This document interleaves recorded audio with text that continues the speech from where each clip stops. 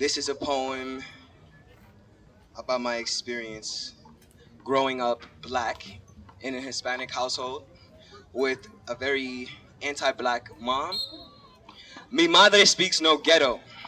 Nope, not at all, boo, she says, rolling her head. Stirring a pot of sachichong soup.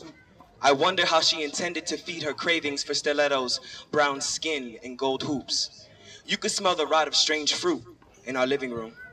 Often we buried what made us individual. Mi madre pulled her jeans real tight, scouring the mirror for that summertime fine, denying the African ancestry in her hips. I stiffened to make out the pupils of her eyes, searching for some soul, peeling back my own skin. Mommy's good leather couches stuck to my thighs. I watch her slow dance with the devil, trading solace for a high. My name only pouring from her lips as a sigh. My mother speaks no ghetto, she says. Someone told me white privilege lives on lighter skin and brown complexion becomes intrinsic to the black experience and expression. Scrutiny from both ends swallowing microaggressions. Due to systematic oppressions focusing on the destruction of those bearing the darker melanin. Racism becomes colorism, and on the spectrum I am the black exception. Of course, when it comes to conceptual social beauty standards. Privilege is the word used, setting fire to my skin when I hear it. When I know that this privilege offers me no redemption, making me an object of racial tension, a platform for cultural appropriation, a relic of hatred, farther and farther and farther from my black heritage. Just black enough to coexist with, but not black enough to surpass the assumptions that I am living some special white treatment, as if I'm blind to the ignorance implemented by white choice to alienate what is different, encouraging violence between us. To say that I'm black in a sentence is to recant my awareness of the black existence. Due to lack of specific pigment, confined to a stagnant racial supervision, and the limits be endless. Paradox perceptions and self-deception be a toxic mix. Trauma livid, living in my temple, I relive it, chaos on a loop. I'm just trying to see through tinted lenses, trying to learn to love the truth. Confined to a mirror, the most desired of the undesirables. A contributor to the abuse. Am I exempt from the noose? Will I ever be as black as you? Mama used to crack my temple black and blue with that brush, calling black hair voodoo. She said monkeys like you belong in a zoo, you black bitches with that black attitude. My mama used to be cruel, but in many ways she taught me the truth.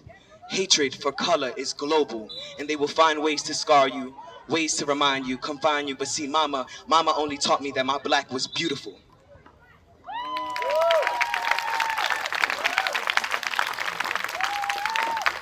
Thank you so much. I would love to touch on today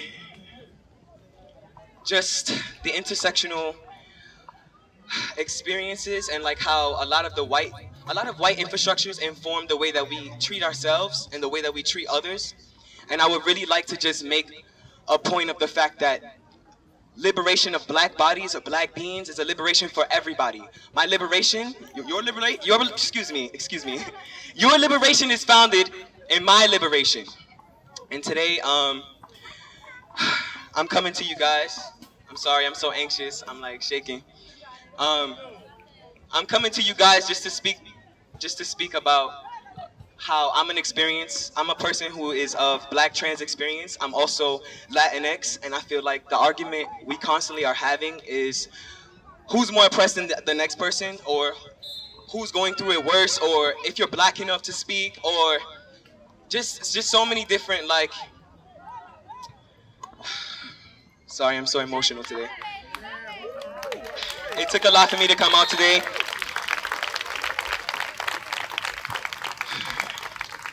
I don't have a relationship with my mother or my family because of my trans identity, because of the way I move through the world. I don't feel like I have a connection to my Latinx or Latinidad culture because of my blackness and because of the way I'm perceived. And I really wish that we could just learn how to protect and preserve one another, that we could just honor each other's dignity and like fundamental rights.